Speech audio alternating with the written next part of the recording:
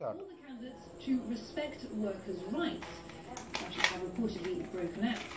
Meanwhile, 2 days after a gunman opened fire on the Champs-Élysées, killing a policeman and wounding 4 other people, an organisation representing the rights of police officers has gathered near the Eiffel Tower this Saturday, both in tribute to the victim and to demand that more be done to honour his memory.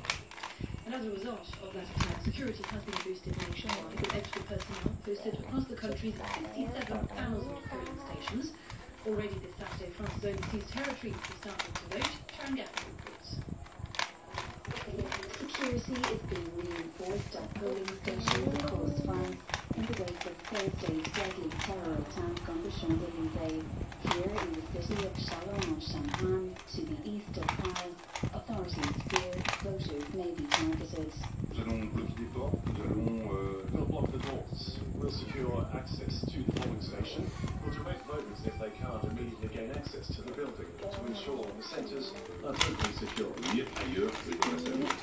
French law prohibits weapons in polling stations, but exceptions have been made to allow for the presence of armed forces if requested.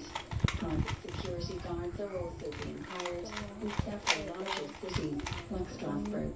On a recours à des sociétés spécialisées for the specialized security firms to check bags and codes to make sure stations are as secure as possible. Assurer un maximum de sécurité. While